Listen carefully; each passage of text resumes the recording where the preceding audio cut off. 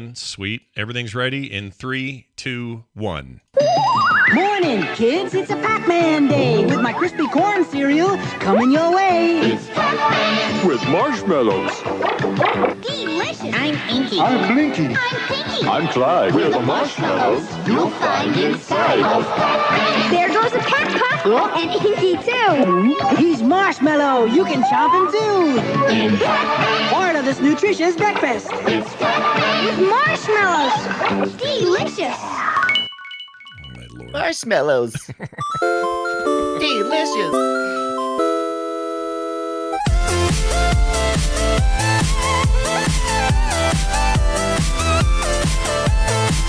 Welcome, everybody, to Play Retro. Yeah, retro games on display right here, right now. I'm your host, Scott Johnson, and I preferred Pac-Man until all you chuckleheads ruined it. Oh, can't have nothing. And I'm your other host, Brian Dunaway. And I think this Buckner and Garcia guy may have a serious video game addiction. And there's only one cure. More Paku Paku. Ooh, Paku Paku. All right. And I think I'm saying it wrong. I think it's Pac-Pac. Is it Pac-Pac or Paku Paku? I don't think you pronounce the U. I don't know. Actually, I haven't heard this in so long, I don't remember. It's been a long, long time. But Pac-Man is the deal today. That's the topic, okay? And we've hinted about this one for a while. It's nicely coincided with the release of Pac-Man Museum 2 Plus, or whatever the hell it's called. What's it called? I think it's called Plus, right? Pac-Man Museum Plus. I don't think there's a 2. All right, you're right. I think, yeah, they were plussing it. They should say plus or minus, because it doesn't have Miss Pac-Man once again, which we'll get into why. Yeah. It's complicated. But we're really looking at the history from Pac-Man forward. There's a ton of games. Turns out there's way more Pac-Man games than even you at home probably know about. There were a few that I hadn't heard about, and I thought I knew everything about Pac-Man. Turns out I thought I knew all 42 years worth of Pac-Man. I was absolutely incorrect. Yeah, you would be correct about that incorrect. All right, hey, check this out real quick before we get started. I found something interesting, and I meant to have one handy, and I forgot to pull it over here. All my old Wii hardware. Anything, because you know how everything on the Wii was, unless you got the black one or a different color one, I think they had a red one. The white one was the common one, right? Everybody had the white one. That's what you got. Everybody has white. If you went and got a Wii, it was thematically white, which is interesting because it kind of coincides with Pac-Man. All the original Pac-Man machines in Japan, white. Oh, I didn't know that. Really? Weird. I'm used to yellow. That's what I'm used to. Yeah, I'm used to the yellow and the blues. Yeah, but so you got some white Wiis. Okay, so I got the white Wii, and I got a bunch of accessories, including controllers and a Pro controller dongle thing, and then of course the regular controllers, and then the what they call the analog thumb add-on. The nunchuck. Yeah, but it was called. Was that all? The nunchuck. It was called something else, wasn't it? No, it was called the nunchuck. Did they call it that? What did Nintendo call it? Because I know we called it that. Did they have a name? The nunchuck. What they call it is actually, oddly enough, I've learned too much. Is actually the C stick. Oh, the C stick. Yeah, it is like on the N64 when we started getting those C buttons. Yeah. It is actually called the C stick. When you look it up in the instruction manual, that's what it usually says. Great. Really, I'm thrilled to hear that Nintendo carried the C thing, that dumb C thing, forward and tried to push it down our throats once more before they would stop doing it altogether. Anyway, all of anything that's rubberized on those controllers, so this is all like 2006 hardware, going yellow, all of it. Not from use. Some of it just sitting there, hadn't been used at all. So check your. Are you talking about the little rubber protector things, like those little clear rubber protectors? No. Like the actual sticks are rubber. They have a rubber coating on the outside. Yeah. The Pro controller, both sides are had 2 rubber dual sticks, and then you have. I want to say some of the buttons are rubber, but anyway, anything that's rubber on any part of that device and or connected to that device, all of it turning yellow for me. Look at mine. All right, what do you got? Look at mine. Look how pretty mine is. Well, yours isn't too bad. Yeah, see my D-pad's all yellow. Is it the way we used them? Do I have pee-pee hands? Like what's going on here? I think if you ate with 100% less Cheetos while you were playing with your Wii. I also think it has to do with sunlight and that kind of stuff. This is pretty common with older plastic things. We see this a lot, the yellowing in the NES, the original NES console and stuff. You'll see it lots of times. Got really yellow. You can of course fight that by giving it what is it, like ultraviolet peroxide bath. Oh, is that a thing? I didn't know that was a thing. Yeah. You can put it in like a little tub, and I think it's a mixture of I'm not sure how much water, or maybe just all peroxide. And then you set that out in the sun, or you put it under UV lights, and it will. I think it's is it called? Retro brighting? What's it called? It's something like that. It's brighting it. It makes it not so yellow. Well, Kevin, aka KT Data, in the chat room, who lives here in the state of Utah that I do, we get really bad air a bunch of times a year because it gets trapped in the valley, and then it kind of stays there, and then everyone still drives their cars and makes it worse. So it's possible that maybe just some of our garbage air is doing it. I don't know. Yeah, it probably is, which is super scary. Just imagine what your lungs look like. Oh, I like retro blight as a term for the breakdown of these things.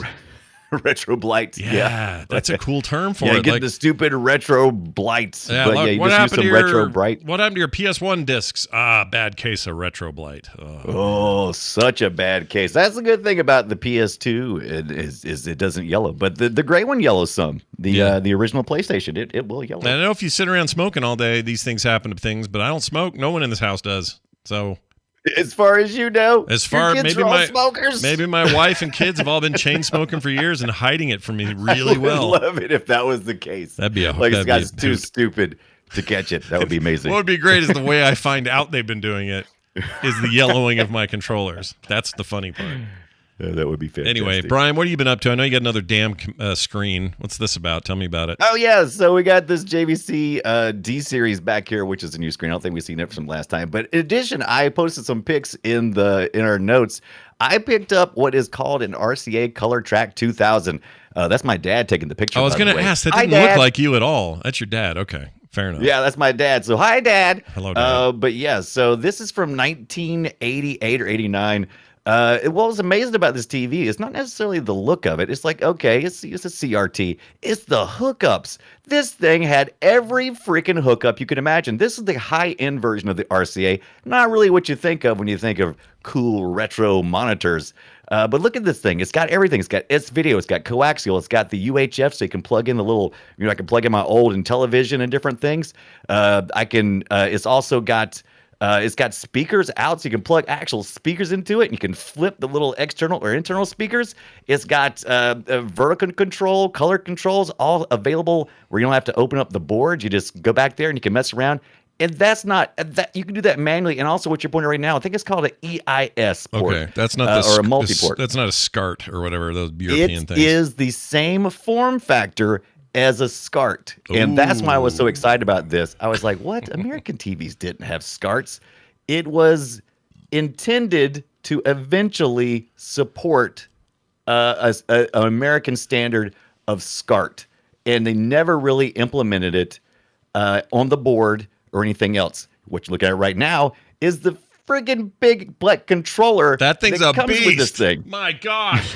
It looks like it's okay for listeners who can't see this. Control deck. Yeah, it's like a full-sized, almost like the size of an audio mixer. Ironically, we've been talking about that. Yeah, pre-show. It looks like an iPad, about the size of an iPad with like remote buttons on it. Yeah, look at that. Yeah, lots of space between your plays and your fast forwards and your rewinds, because all this would tie into your VCR, I guess, right? Right. It says it's like 88, 89. It all ties into your tape, your phono, your AM/FM, your auxiliary. So it's a universal remote very early on. And, they were just throwing every feature they could possibly imagine at this TV. And I just found it fascinating. I don't know how the picture's going to look, but I've heard that it's got pretty good picture and really, really fine control. And that's usually the problem you run into when you're trying to retro game. You'll pick a TV up that has no service manual, or any type of service controls. And so whatever the TV has is what it has. In this case, there's a lot of controls, including on-screen menus that we can change settings for. And we should be able to get a good picture just about anything from the 8-bit and 16-bit era. So I'm pretty stoked about that stupid thing. Yeah, you should be. So your dad's got it right now. What, you can hang on to that till you get over there and pick it up or whatever? Right. The guy that had the TV was only like 5 minutes away from my dad lives, and he lives about an hour away from me. So he picked it up for me, and I'm going to meet him tomorrow, and we're going to go. And I didn't realize I thought it was like a 19-inch. It's like 26 inches, and it was a lot heavier than I thought. Yeah, and my dad, not super young, and then I felt bad. Yeah. Did he blow anything out? Did he lose a disc or anything while he moved it? Or No, luckily the guy who was selling me the TV was only like 10 years older than my dad, who is 70. And so this 70-year-old and 80-year-old in the hot spot parking lot, this gas station, carried this thing just like 70 pounds from one vehicle to the other. And I just feel infinitely bad once I found that out. But hey, whatever. It's all retro gaming, baby. Yeah, retro gaming takes no prisoners. It's ready to rock all the time. Real quick, I just noticed this remote has a lot of yellowing also, but that thing has better excuse. It's been around a lot longer than the remote. Right, and some of it, some of it's printed yellow, but the buttons and stuff are yellow. But that has a lot of contact. A lot of human oil and grease touches that. Maybe that's a huge factor. Probably, I would assume. I dare you to lick it, film it, lick it, and film it. Do it. Oh no, man! Everything I get like this, I do like put through a rigorous cleaning exercise. Yeah. I'm like, okay, before I touch this, I am cleaning the poop out of it. Even though probably everything that was germ is probably long dead. Yeah, that's a real long good point. dead. But I just want to mention one more thing before we get started into the Pac-Man. Yeah, Eric, Easy Goodnight, stopped by the stream on Saturday. He wrote an article on Retro RGB. And I have been kind of keeping my eyes out because I was looking for the firmware upgrade for my Retron 5 gaming console. We've talked about it here on the show before. It allows you to plug in real carts into a console, 5 different types, like the NES, SNES, Famicom, Genesis, Game Boy. And you can then play those games, those real carts, right there on the console. Plug in real controllers if you want to. And it's pretty awesome. But what I wanted to do also, I knew that you could rip the ROMs, because that's what it does. It takes the ROMs it dumps it into memory, and then you can play it on the console. Yeah. But it's encrypted. Yeah. But there's a firmware update. Right. There's a firmware update that allows me to grab the ROM so I can have my own ROMs. It makes me feel good. I mean, I could probably download them somewhere, most of them, but it makes me feel good. Yeah, anyway, you got your own ROMs. Eric stopped by, and I want to give a huge thanks to him because he just stopped by. He walked me through the entire Retro RGB article, and it was amazing. We kind of knew there was a possibility we could brick it. We bricked it, then we recovered it, and then we finished the firmware, and I was able to rip some ROMs. It didn't work like I thought it would because I thought you'd write it straight to an SD card. That didn't work. Oh. I had to actually connect it through the, do you ever use ADB, the Android developer thing where you can log into Android devices? Yeah, I did that with my Ambernick has a thing where I can do stuff on there with that. Yeah, a little bit. There you go. Well, I did that, and I was able to there was a script. I was able to grab the ROMs up there. So if you're interested in any of that kind of information, if any of that stuff tickles your fancy, let me know. PlayRetroShow@gmail.com or hit me up on Twitter @TheBrianDunaway, and we'll talk a little further. And you'll hook up. I'll hook you up. You'll share. I'll share nudes. Share some nudes over DMs. Not ROMs, but I will share data. Okay, you will share information. Nudes. More nudes. Information. Okay, nudes. All right, so there's that, and we got a show to do. A lot of stuff to talk about. Let's get into it right freaking now with this introduction by Lily Tomlin. Hi, I'm Lily Tomlin. I'm a Pac-Man freak.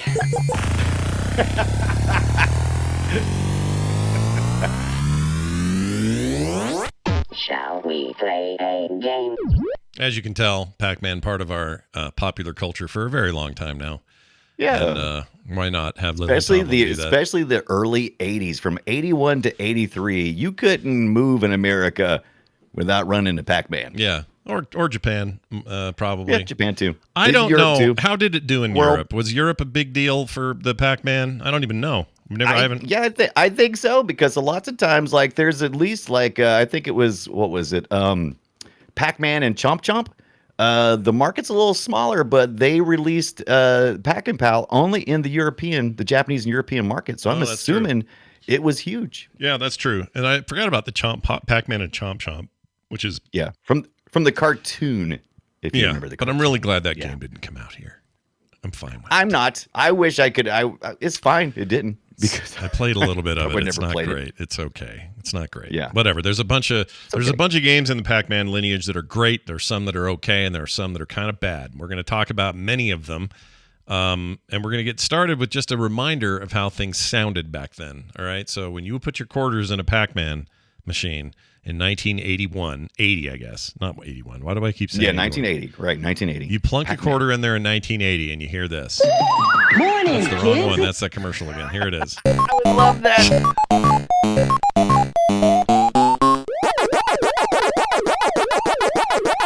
I mean, it is some of the most iconic sounding sounds you're ever going to hear in gaming. Everyone knows the sound. If you played this anywhere, who wouldn't know what that is? I mean, even kids today will know what this is.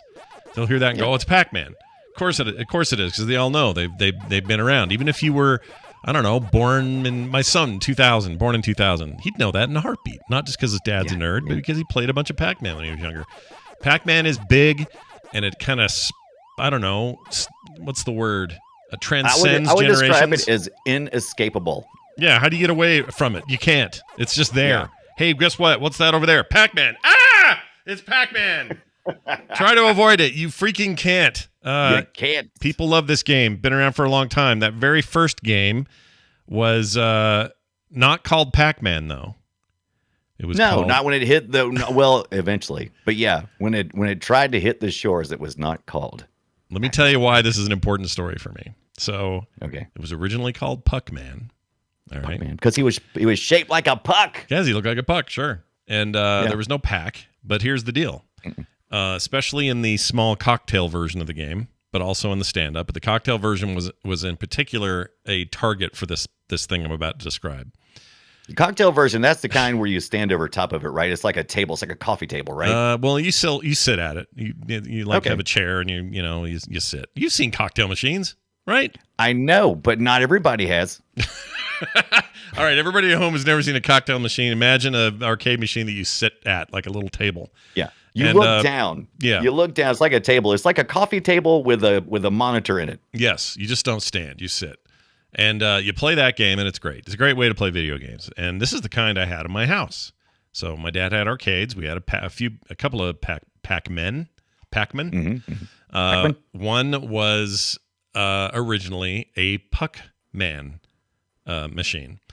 And it was in an arcade, spent some time in an arcade, and this is what happened. And this isn't going to surprise some. Probably some already know where the story is going. But kids would go into the arcade, and it was spelled Puck-Man. Yeah. They would go into the arcades, and when the arcade dude or whoever wasn't watching, they would scratch off, because this was like paint on glass at the time. They've changed. It's all underside now, or it was. Yeah. When they fixed it. Yeah. But they scratched off, and you could even just do a little piece of black, like electrical tape or something if you wanted to.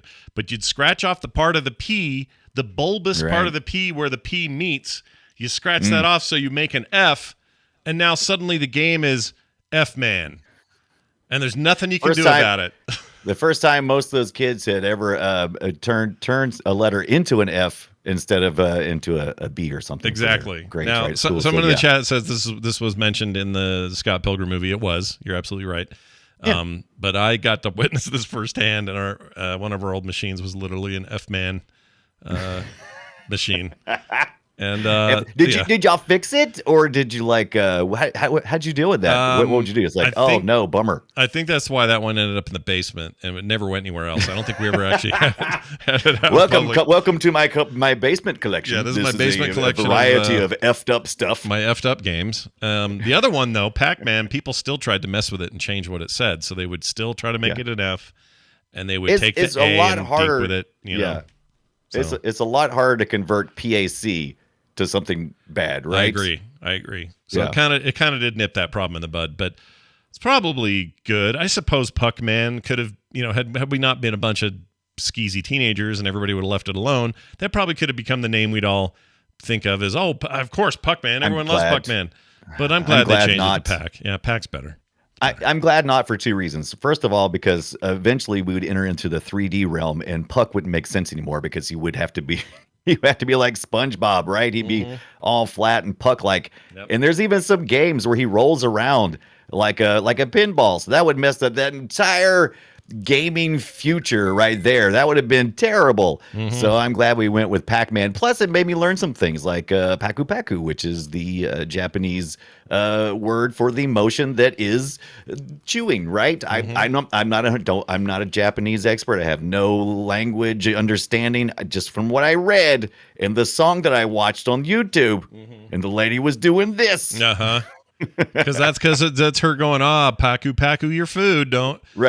And she says pack paku pack. Like she doesn't say the U part, so I'm assuming that that's not something they do. But I'm not going to get into pronunciation because I'm no good at it. Yeah, I understand that. Yeah. But there was a real beauty in its simplicity. The game was basically, pizza looking yellow thing with its mouth open and closing, eating a bunch of dots. So these pissy ghosts, they all had different personalities.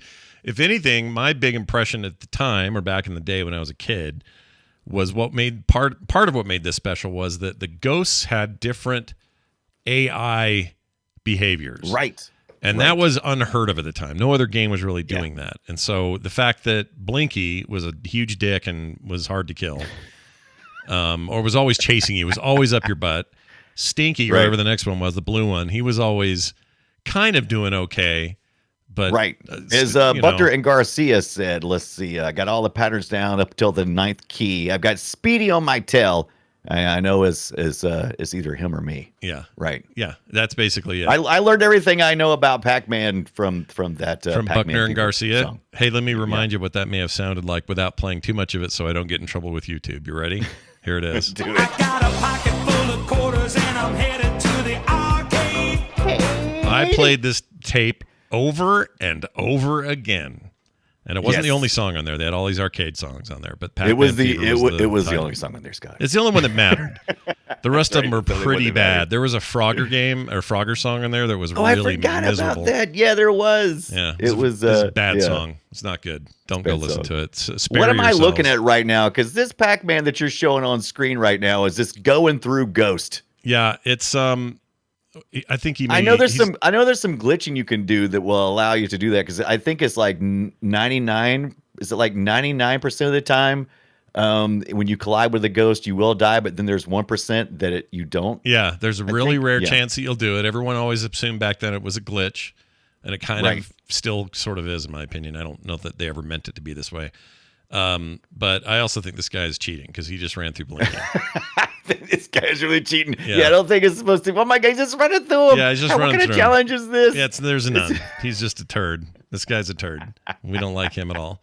Anyway, so the game, it was simple and it made sense and it was fun and you could play it a lot and it got harder and, the harder it got, the more rewarding it was. And I never kill screened it, but I had the highest score of all my friends and that was great. I love that. What was your highest? Do you remember your high score? I have no idea. It was something in you couldn't go over what was it, 330 some odd thousand. Basically, there's 256. No, it's 3,333,360 points, which is a perfect score. Which Billy Mitchell of Florida, remember that guy? Yeah, the King of Kong. He did that. No, they took that away from him. You don't have King of Kong anymore. You got ripped. Not the King of Kong, but I think he still had that that record for that. But of course, there's been other people who have gotten the perfect record as well. But he did it in like 6 hours. There's 256 stages, and I was like, I always wondered how he did it. And then I learned some stuff this past week that there's like spots on the screen on Pac-Man that you can just park him at. You can park Pac-Man. I'm like, what? You can totally park Pac-Man. Yeah, I forgot what those were. Pac-Man. I never parked him, but I remember hearing that you could, and then trying it once, and then thought, well, if I have to pee, this is a good thing to do. Is park him. Yeah, and then I can go pee. So there is a corner or two. There's a corner or two where you can park him, but they're not. You can't park him every level. You have to know which levels the parking space is okay. Was the thing. And like I did it right away. Like I was just like, oh, okay. So there's a T that's right where you start it. There's that center T, and if you go to the right side of that T, you can kind of park Pac-Man facing upward. And I stayed there for a pretty good while. Maybe I got lucky. There's different places that last longer. I did not know this at all though, but that blew my mind. And at first I was like, oh, that is cool because then you can take a break. And then I was like, oh, that's kind of a dick move because the arcade owner, you put your quarter in, you go park Pac-Man, you walk away. Yeah. That machine is occupado. Yeah, it's occupado. You should Right. honor the park, is what I'm saying. Right. Honor the park. I'm going to pee. Yep. Don't nobody touch my Pac-Man. Nobody touch my Pac-Man. Right back. I partly see Pac-Man is parked. Don't touch him. Right. If I come back and my Pac-Man is dead, Yeah. it'll be a problem.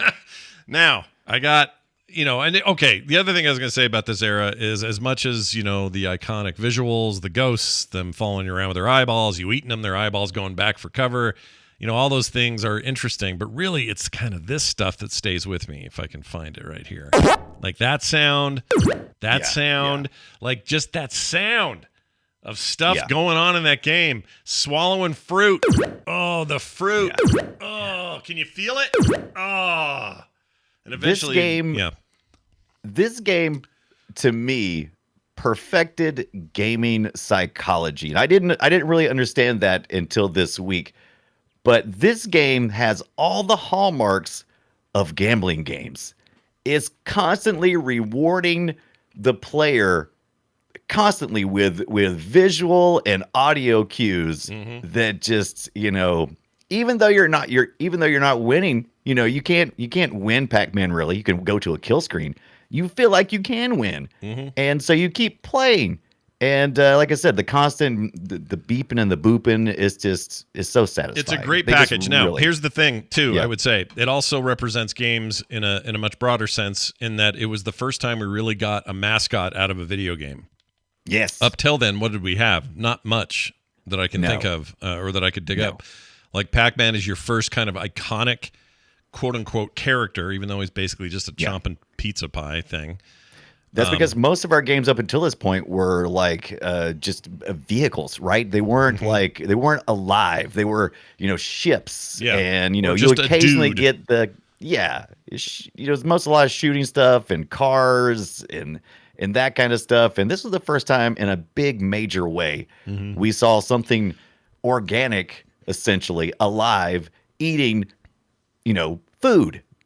Kind of, like this. That's the other thing this game featured is like, oh, you're consuming the screen in a weird way. Like, right. That was I am part of this action. Yeah, there's something about that's kind of a visceral.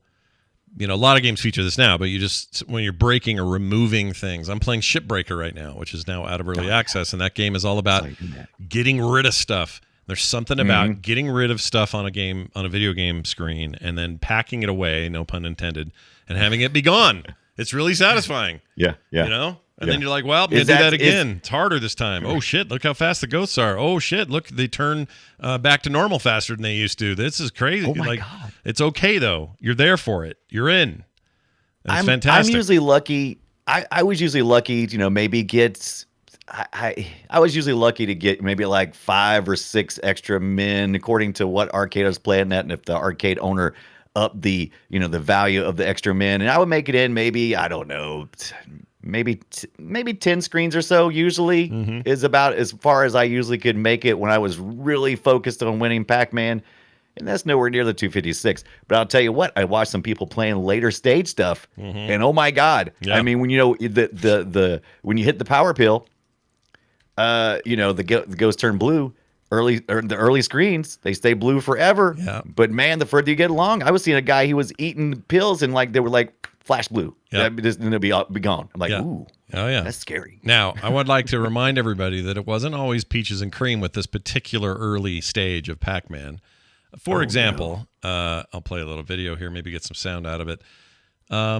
Look at this horrible Atari 2600 game. Look how bad this is. This is terrible. Oh, we're gonna jump to the ports already. We're getting to this one because this one is nasty. Yeah. Here's some sound from it. Whoops, here we go. That's the sound it makes when it eats. Oh, and by the way, when it eats, not bars or not dots, but bars, because this thing couldn't handle much else. It's the worst port of this game ever made. It's garbage. Don't play it. You know, I used to... Okay. So I thought about this a lot this past week because that was one of the first things I thought of when you said Pac-Man. When we said we're going to do Pac-Man, I'm like, oh, I love the arcade game. I played a lot of it. I didn't play the arcade necessarily. I've played so much of it really at gas stations, different places, just random places, Pac-Man games. And then I thought about the thing that I felt most betrayed with, which was the Atari Pac-Man. I felt so betrayed back in the day. Yeah. But as I played it again this week, I lost all that betrayal because I knew what I was expecting. And actually, this game has some interesting things. You think so, do you? It actually has some really interesting things. Yeah. And like, okay, so then I started thinking about, what do I think about a port? You know, what's my expectations on a port? I'm ready to be sold by this. So you go ahead and keep telling me this story because I want to hear. Right. Like after once we got into the 16-bit era, we expected an arcade port. Like by the time we got to the PlayStation, which we talked about last week, we were looking at arcade was perfect ports. Yeah. You know, what you saw at the arcade is what you saw at home. On the Atari VCS 2600, that wasn't so. They couldn't do what the arcade was doing, so they had to reimagine things. So if your expectation was a arcade perfect port, you were going to be disappointed, which is what we all thought, because you know why? Atari sold it as being perfect, as you're going to play Pac-Man, just like the arcade. They were stoked to let us know that what we were getting was going to be true blue Pac-Man, and what we got was this really stilted, crappy thing. That, by the way, their version of Miss Pac-Man on the Atari 2600 is not bad. So I'm not convinced. It's not bad. So it's what's important to understand here is that, the guy who did this, the guy who, took on the challenge of porting Pac-Man to Atari. Yeah, who do we have to blame? He actually set some pretty neat things up. He made a ton of money, by the way. I think he made like 10 cents per cart. So like every one of them that sold, and there was millions and millions of these sold. So he got rich, right? Yeah. Working 80 hours a week for like 6 months. That's how long you had back in the day. Sure. You got 6 months to make an Atari port, do it, and be done with it. But some of the things we got from this, those ghosts on this screen, is the first time we start referring to the monsters as ghosts, because they were monsters before this. I thought they were phantoms before. No, I thought they called them phantoms. Phantoms, maybe. I think they were referred to as monsters. And so then when this came along, they actually described them as ghosts because they do have a transparency to them. They disappear, which is kind of annoying, but it's kind of cool when you go back and look at it. I'm like, that's pretty cool. Oh, you're looking at Pac-Man Jr. now. Yeah, right? Look at it. I decided to put Pac-Man Jr. up just for the heck of it. Sorry, listeners at home. I realize every time I do this that Brian's going to go, oh, now we're looking at, and you guys at home are going to go, what? He's looking at what? So, sorry. Yes, we're looking at. That is, So I'm going to say that with my renewed eyes on the Pac-Man Atari, and knowing what Atari was really capable of doing, I'm kind of impressed. I'm still pissed about the lies that Atari gave me. Yeah.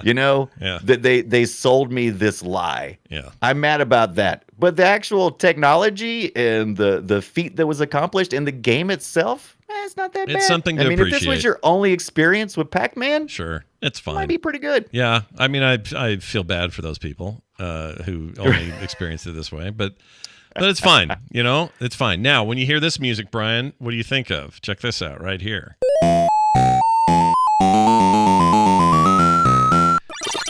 Oh, yeah. Now there's a Pac-Man. That higher pitch. A Miss Pac-Man. That higher pitch sound, which for some reason, let me get to this part.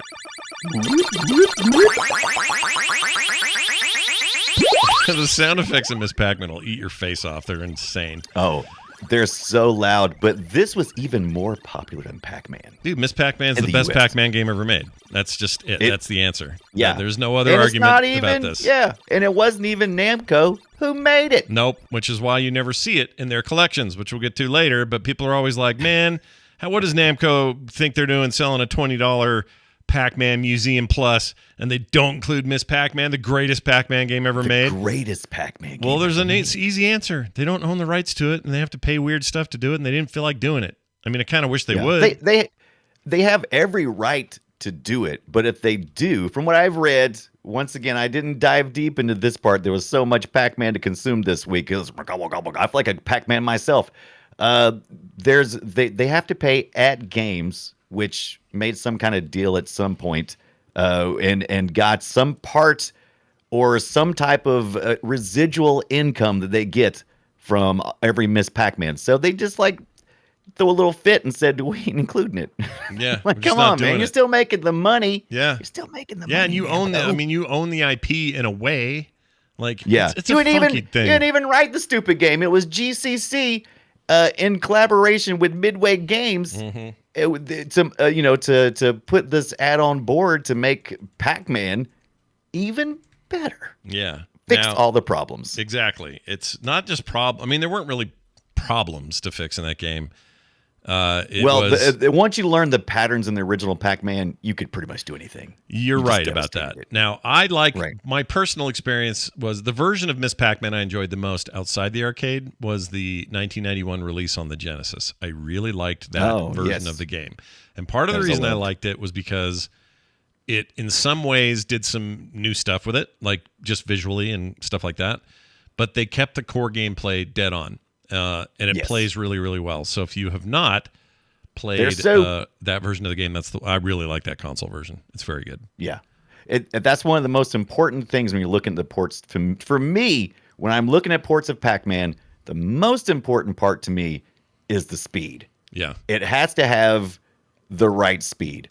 Yeah. And this one's got what is that? She's got like a flash hat on, and she's like zipping around. What is happening right now? Well, you can remember this one. So there were settings that you could go change that made everything faster or crazy or whatever. It's a little bit like what the dip switches in the arcade would do. Don't forget the Atari. People forget this all the time.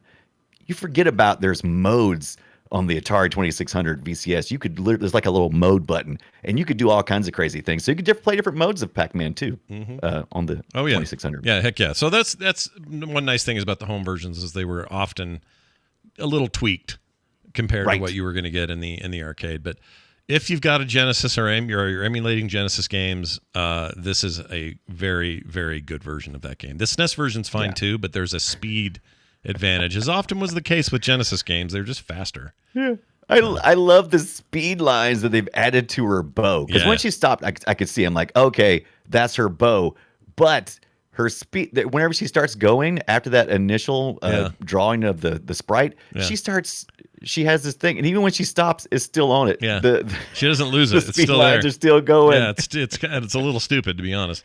The thing this game did really well was introduce some variety in the form of 4 different board types. So instead of one static board that just got harder and harder, which is what we got in Pac-Man original OG Pac-Man, this game featured 4 different boards, and color changes and other stuff that kind of kept things fresh, and that established, I think, the standard for where Pac-Man would go from here when it came to the maze-based games, which, they weren't going to do a ton more maze-based games, turns out, and we'll get to that in a minute. But when they did, this was what they kind of followed as the standard. And that's back to Namco. That's Namco doing it again. Gosh dang it, just buy the rights and have it. Just have it and put it out. Oh, my gosh. It annoys me. Namco had a hit with Pac-Man, and so they were working on a follow-up, a Pac-Man 2 of sorts. And while they were dragging their feet on getting that idea out, GCC, a bunch of MIT grads, had a little arcade set up in their little building, and they saw the faults of the Pac-Man. Put in a quarter and play forever. Once you learn the pattern, they started making Miss Pac-Man, and went and met with Midway Games. Why did they meet with Midway Games? Because they got sued by Atari. That's right. For doing essentially the same thing. What was it? What did they do it to? They had just done another game. They just got sued for this. I don't remember what that one was. For adding on. Derivative works, people. You can't do it. Yeah, you can't do it. But this was early on where nobody was quite sure what the rules were, and they were just kind of doing it. Yeah. Missile Command. Missile Command. There it is. JC Calvin. Love confirmed. Missile Command. Yes. All right, now let's get a little weird. All right. I'm ready. Listen to this. Weirder than a puck wearing a bow. Okay. Yep. Weirder than a puck wearing a bow. You got this. Right.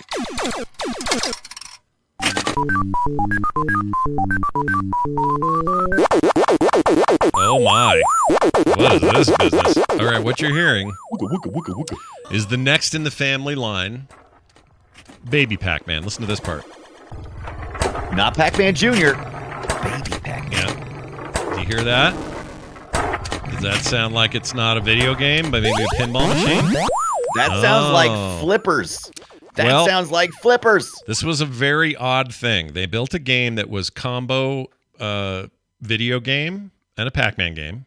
Essentially, it's just another Pac-Man kind of game, and features the baby, of course, and a pinball machine. So this thing had a big upright video game screen in the back, and then down in front, it was a short table. It wasn't a very long table, but you had controls for the pinball portion of the game. And when you would do the pinball version of the game, it's because your little Pac ball, your little Pac baby, would come out the bottom of the screen or one of the exits, and that corresponded with an exit on the pinball machine. And so the pinball machine would suddenly start chucking a ball around as if you were the Pac-Man ball, and you now are playing freaking pinball. And then you go back, once you go into the right hole again, you go back to playing Pac-Man up on the big screen. It is really effing weird. Really weird. It is so cool, and it is this mini pinball table because it's short, right? It's like a third or a half of a regular length of a pinball machine. It's short. And I have experienced this game back at Myrtle Beach. I don't remember if I played it and how many times I played it, but I do remember being blown away by the idea of the pinball and the arcade together. It was such a weird thing because usually during that time you would have one section of the arcade that had all the old dudes in it with the pinballs. Yeah. Right? You would and then you'd have all of us young folks playing the Pac-Man and everything. Mm-hmm. Oh yeah. And so I remember this thing blew my mind. I don't remember how long I played it, but if I remember correctly, it wasn't very long because I couldn't get my head around it. Yeah, it's a little tricky. It's basically these. It's tricky. It's tricky because you got these two slots that you have to put your ball in if you want to go up and do the video game part. But then you had a joystick controller for that. I can't remember where the joystick was located by the flippers. Is it in this? I want to say it's in the center, but I can't remember. Now we're looking at some video right now, listener, and it looks like whoever's done this. Was this part of a later release? Because you're like, ooh, how do you emulate this? Because this is the first thing I thought about. I'm like, oh, how am I going to emulate Baby Pac-Man? I don't have a pinball machine. I have no idea. Bottom. I feel like this is almost digital. That is rendered. Whatever's at the bottom. So there's another Pac-Man pinball game. So electronic pinball is, that's the thing. Mm-hmm. And so they've created the lower half as a pinball machine, but it's electronic as well. Mm-hmm. So I don't know what they're playing this on, but I want a touch. I want to feel. I want to do it. It's pretty neat. Now there's a full-blown Pac-Man. I think it's just called Mr. and Mrs. Pac-Man pinball machine. I think. Yeah. Here it is. I think you're right. Right here. It's basically just a pinball machine. I mean, there's no video game part aspect of it, except it's based on Pac-Man and his nice wife, Miss Pac-Man, which doesn't make sense. This is based on she be the Mrs. Pac-Man? Shouldn't she be cartoon, Mrs.? Right? Oh, I don't know. Is it based on the cartoon? I don't know. Yes, it's the character design looks like from the cartoon. I could be incorrect, but I believe it is. Those ghosts definitely look like the ones from the cartoon. When did the cartoon happen? 90 or 81 or 2? 82, I believe, was the cartoon. Same year as this board, so it's possible they were crossing over. Although Miss Pac-Man down here at the bottom by the score, that's her classic. That's the design. original, right? And I'm seeing a couple of different Pac-Man in here. They're showing a bunch of different art. So it could possibly be that too, because Baby Pac-Man and Pac-Man, Miss Pac-Man and Pac-Man were all kind of already established in Miss Pac-Man. All those characters. Were they married? Cutscenes. Were they supposed to be married?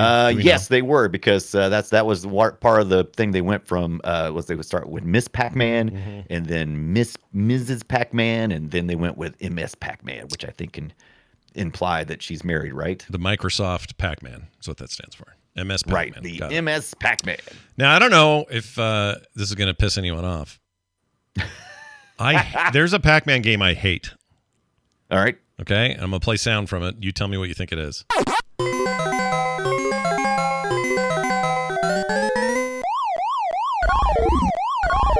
Oh yeah, that's Super Pac-Man. Yeah, that's got to be Super Pac-Man. Is Super Pac-Man, ladies and gentlemen. Yeah. And Super Pac-Man sucks.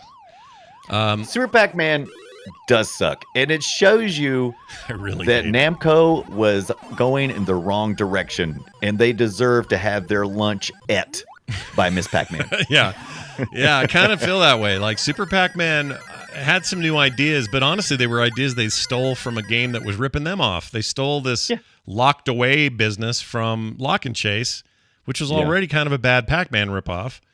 Yeah. And they had this thing where you had to eat the keys to open the doors to go get the shit. He's about to die here. Why did he go in there? Oh my gosh. All right. Anyway. And they took away one of the most addicting parts of Pac-Man, which is the chore part, which is actually clearing the whole screen. Most of the screen is blank, and then you've got gated areas, like you said, you have to pick keys up to eat fruit. Yep. And I'm like, fruit's supposed to be a smaller part, and the dots are supposed to be the bigger part. And I didn't like it. Yeah, I didn't like it at all. It's just not as fun. It's slower. It's just a weird attempt. And for those at home without any visual here, maybe go look this game up if you're curious. The best way I can describe it is less exciting stages, ugly. The way that stuff just lays out is ugly.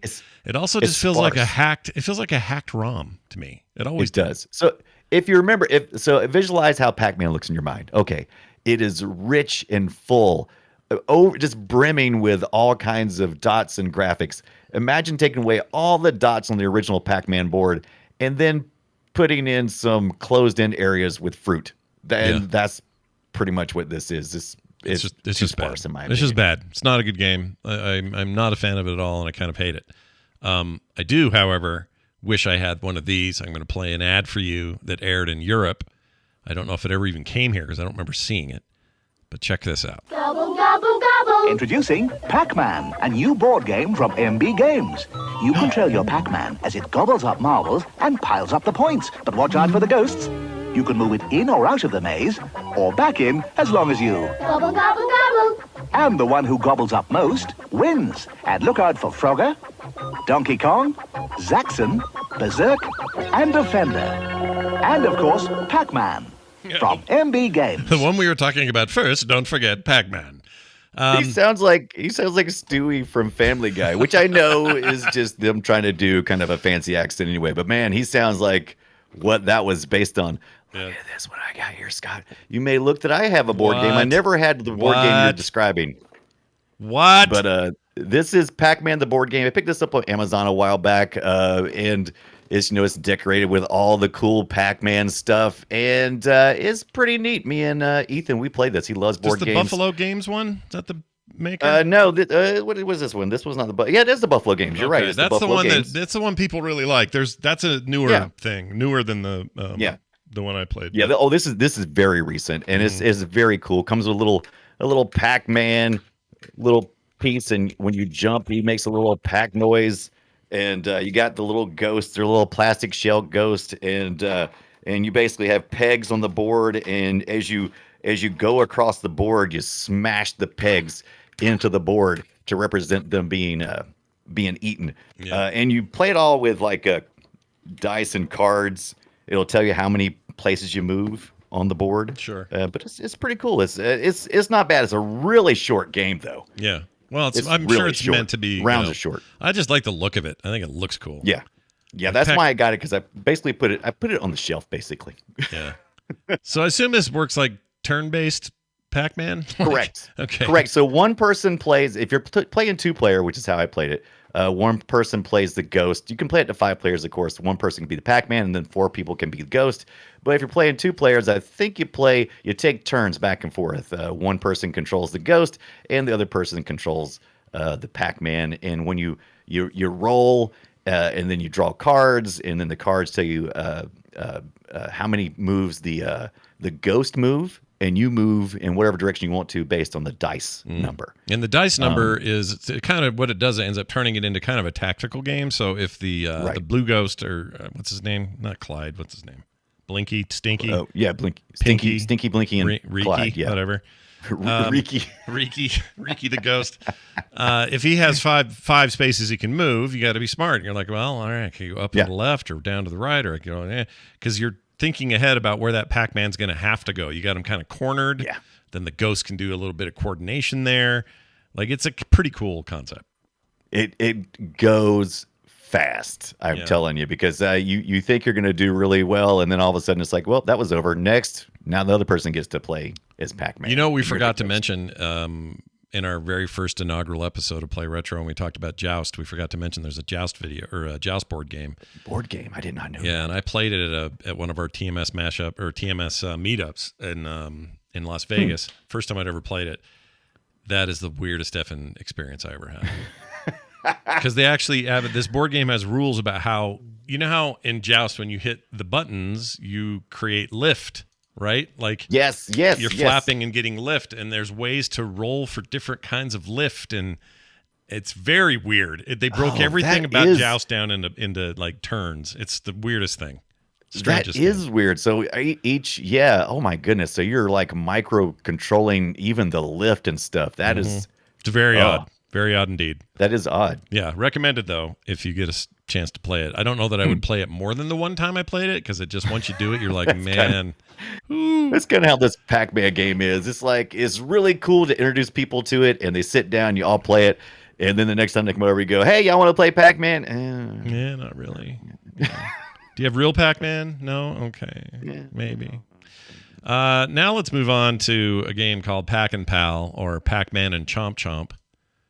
It was which Chomp is Chomp. just a freaking reskin Super Pac-Man. Yeah. But this time you got a pal. Yeah, you got a pal this time. And instead of keys, you got cards. Yeah. I don't like it. And if you lived in North America, you never saw it, because it's only released to Japan and Europe. And it was one was Pac and Pal, in reference to the fact that you do have a pal who goes along with you. I think her name is Mill. And then they changed Mill to the Chomp Chomp character, which is from the Pac-Man cartoon. That would be Pac-Man's and Pac Family's dog. Yeah. And now, so, before you feel too harshly, listener, toward their inability to kind of follow up, like these are strange games with not a lot of, they feel weird. Like, why did they do it this way? I want to give them a little bit of leeway here, because we are talking about an era and time where this hasn't been done before. We don't know how to take a very popular thing like Pokemon, or think of a million other very popular either game or other kind of pop culture origins of content, and know how to handle those, follow up with them, do sequels properly, do prequels properly. Like, it's tricky business, hard to navigate. This is so early on, no one knows how to do it yet. So this is them trying to figure it out. I'm going to give Namco some credit, because they could have done the easy way. The easy way was what GCC did, which was take Pac-Man and improve it one step.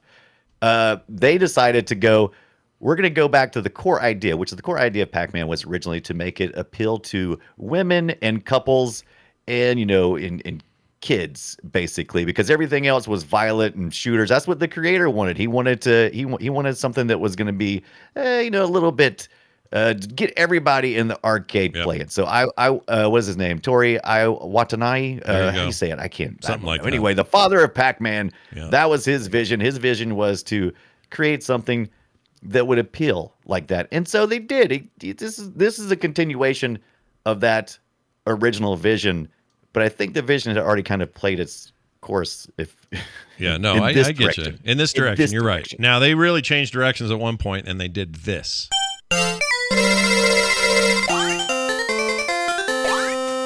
Starting to get good again. Yeah, starting to get good again. This is a very different take, though. So in the wake of side-scrollers like Mario Brothers and other things that were happening at the time, Namco's like, well, what about us? Can we do one of these? And the answer was, sure, call it Pac-Land, and have Pac-Man give him legs, make it so he can get a helmet from a secret place that's really hard to notice. Have a ghost flying all around him trying to kill him all the time, and have him go left to right, and do cool shit like a platformer should. And that's what they did. Now, I actually thought, and correct me if I'm wrong, if I've read this correctly in my research, this was before Super Mario Brothers. Well, Mario Brothers, so not Mario Brothers, but Super, before the platforming we're thinking of. Yeah, right? The side-scrolling stuff. This would have been what year? This was right before. This actually influenced the other way around. The ghosts fly in the air and drop tiny ghosts on you, just like they do in the Super Mario Bros. NES version. Let me see. Hold on. There's a timeline for this. Miyamoto said that he was inspired by this game to make the sky like that, and that blue color. So that blue color is just like Super Mario Brothers. Yeah, that's true. Yeah, I didn't know that was the genesis of that. That's super interesting. I didn't know it either. I thought it blew my mind, and I'm like, wait, I need to go back and make sure that I get the facts straight. But that's the interviews I read and everything, and the timelines I was reading, and I'm like, that doesn't seem right, but I guess maybe it is. So then I'm like, really impressed. Then I'm like, Pac-Land was trailing some new ground, man. It was being spit back out because we had went from arcade, it got spit out to Saturday morning cartoons, and then it got Saturday morning cartoon went back to the arcade, and right now we're watching fairies pop up. That's right. Yep, Pac-Man in Pac-Land, his mission is to get from the left side all the way to the right side, and what he does is he carries fairies in his hat. Yeah. And he draws them off at the end. I'm like, okay, Yeah, that's a weird game mechanic. That's what. But okay. Pac-Man's got his ways. You also go backwards and scroll right to left again, which always threw me off. But we're doing things that this is like years and years ahead, which is fun. Arcade usually does that, and this is like just I couldn't believe it. I knew the game. I thought it was just a ripoff. Yeah. Is what I thought. No, And it was early. I get it backwards. It was early. 1984 is a big one, and it has. I just looked it up. It has the. There's the dog and cat. There are other there are other games that came before it that were side scrollers, but they were mostly action games, beat 'em ups, right? Whatever. But if you're looking at scrolling platformers, this holds the title as the first. And Nintendo would be a year later with Super Mario Brothers, which would Super Mario Brothers, which would then end up being kind of the standard moving forward. But they really did solidify everything. But all the DNA right here, man. Yeah, I loved it. I put quarters into this game. It was great. I'm going back. I never played at the arcade. I've only done it through emulation. But it is on my list of I want to complete now. I want to go from start to end and save all the dang fairies in Pac-Land. That's right. Now, there's two games that are basically the same. Pac-Mania and Pac-Panic. Okay? Yeah. Oh, no, Pac-Mania is different. No.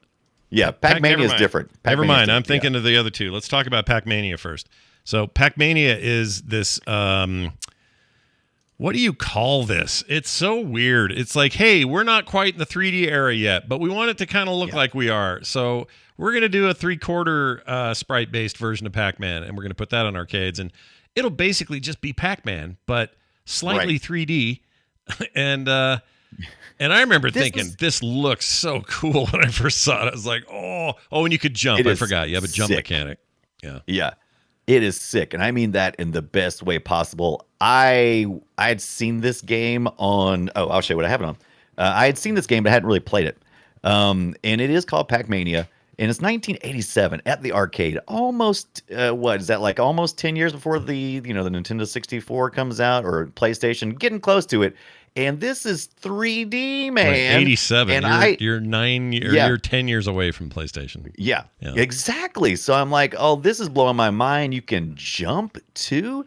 It is fantastic looking. Now, it moves a lot slower than your regular Pac-Man. Yeah. It's probably because of rendering. I'm sure it's hard to render all this, however this is being rendered. Yeah. I always wondered about that but it looks fantastic. And I actually played it before I played it here. I have this Pocket Player Pac-Man, and it is freaking sweet. I think I picked this either at Walmart or Walgreens or something a couple years back. Yeah. And man, this thing, it plays fantastic. It is a beast, and it feels good. It has Pac-Man, Pac-Panic, which we're going to talk about next, and Pac-Mania. By the way, Pac-Mania was the name of the first episode of Pac-Man, the cartoon. The bad cartoon. Yeah. The bad cartoon. So have we talked about how bad that cartoon is? Again. We should probably talk about that. It's a bad cartoon. It's bad. It's not a bad cartoon. No, it's bad. It's terrible. No, it is a cartoon of its time. Yeah. And it was a Hanna-Barbera cartoon, and they were basically using all the same stuff they'd used from the Flintstones and the Jetsons, which were primetime cartoons that were now moving into Saturday morning TV. You even have the cars and stuff in Pac-Land. Everything's roundish. Good thing it wasn't puckish. and the cars bubble around and go, and they're fighting against the ghost monsters is what they're called in the cartoon. Yeah. And he's headed up by a weird villain that I have never seen anywhere else. And I actually posted it on Twitter. I asked if people to name this villain. I'm curious. I didn't ever check back to see if anybody named it without doing a reverse image search. Bob. Nope. McDonald's Shake Machine Repairman. Nope, that's not it. Nope, that isn't it. Mesmeron. Bill, Mesmeron. Run Jump Stomp did get Mesmeron. So there you go. So that's was his name. He was a weirdo, but he guided all the ghosts. And these cartoons, the cartoon ghosts, they all had built-in hats. That They always all had annoyed hats.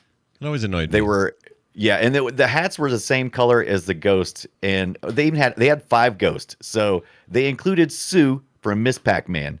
So we didn't get rid of Clyde. We added Clyde and Sue. Yeah, both. Sue's And in by the there. way, Pinky's voice is pretty hilarious because he's like, I would have thought they would have had like it's Pink. I assumed you've been kind of effeminate. No, he's like this real dorky man. He's like he's really a dorky man. He's kind of he's a dorky man. And I don't like Sue much because Sue is just basically they're like, hey, what if she was kind of a sexy ghost with this always talking hey Pac-Man, and she's got the sexy ghost eyes and stuff. This is a bad cartoon. Gosh dang it. It's bad. not a bad cartoon. It's a cartoon of his time. It would stand up and was the most popular cartoon when it was released in 1982. Fall of 1982. You couldn't stop. It was the most you popular couldn't cartoon. stop Pac-Man at the time. There was no stopping it. You could not. No, it was great. But And I'll the admit chat room's that. not wrong. It is very Smurfy. It's kind of that Smurf era kind of stuff. Mm-hmm. But yeah. Yeah, the jokes are very Smurfy.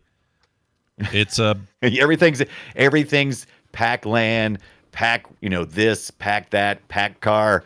But I liked it. The family, they have the cat and the dog, and the cats and dogs are always got like this background humor going on, or doing kind of a Tom and Jerry thing. But like I said, it's a product of its time. It's not a bad cartoon. They put the effort into it. They were putting out what was already there with Hanna-Barbera. That's true. It's That's their true. signature style. Now let's talk about Pac Panic for a second. Yes. This is a little bit weird. So there was a Tetris craze, and everybody wanted a piece of it. Yes. So what did you do? You took whatever your popular thing was, and you figured out a twist on the Tetris concept, and then that's the game you made. And theirs was called Pac Panic, although later it would also be called Pac Attack. The SNES version is called Pac Attack. I think also did they get away with the Pac Attack? And I think so I guess they did. I thought they couldn't. They were originally going to name it something like Pac Tetris or Pactris.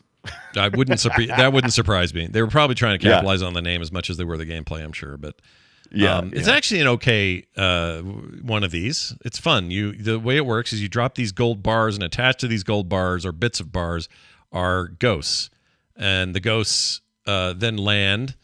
And when a Pac-Man comes out, especially in the puzzle mode, all the ghosts turn blue, and wherever you drop Pac-Man, his job is to go and eat as many of those ghosts as possible. He also dies at the end, which is really weird. Yeah. Yeah. But he only can go down, right? So I mean, I kept trying to figure. I was not good at this. I played this week, and I was not good. I couldn't figure out how to get him landed in a good spot to actually eat all the ghosts. He would always eat 2 ghosts and then die. Well, he'll go down. So he goes down, but he'll also go left and right. So what your goal would be is to say, all right, well, do you control that at all, or is it just where you land it? No, it's where you land it. So if you, okay, I'm trying to think of a good way of explaining this. Do you remember Choo Choo Rocket? Did you play that at all? There's a little bit of that going on, right? A little bit of Choo Choo Rocket, and it's a good game. Now, I don't think anyone has ever asked me did I play Choo Choo Rocket. That's the reason why it made me laugh. I don't think anyone's ever said, Brian, you ever played Choo? Yeah. Choo Choo Rocket is awesome. You should play Choo Choo Rocket. Yeah, it's great. I love Choo Choo Rocket. Huge fan. I've never had an adult conversation where someone has asked me that, though. Where they said, have you played Choo Choo Rocket? I'm a little sad to hear that because it's really awestion. So watch how this one goes. And then goes all the way down. Okay, this is the NES version, SNES NES, not SNES NES, Super NES version in 1993. So this is 10 years later. Or no, same year. I'm sorry, I take it back. Same year as the arcade version. Yeah, right, they both 93. came out at the same time. One was the arcade and one was at the... No, they were both... I can't remember. I think they're the same year. But anyway, here's some sound of that.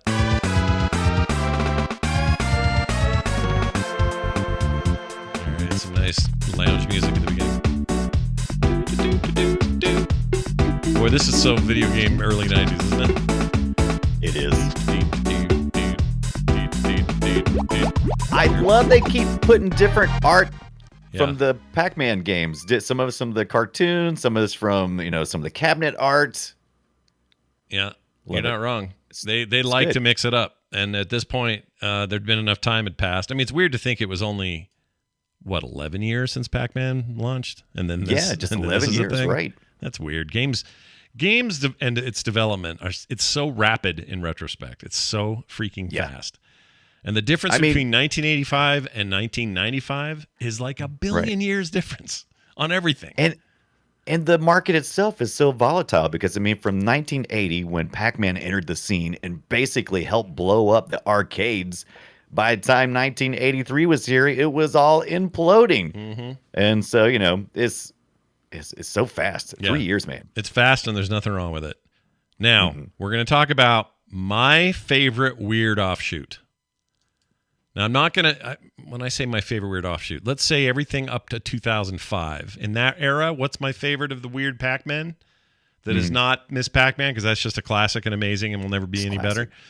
It's this, and I'll play the GBA version, and then I'll play a little bit from the PSP arrangement. Okay? So this is Pac-Man Arrangement, which sounds like a deal he had to make with Miss Pac-Man. I don't want to get any further into it than that. But anyway, here it is. Sounds so good. This is GBA. Let me see. I'm going to find the right one here. So I can show the chat. It's taking forever. Okay. Anyway, now listen to the PSP version.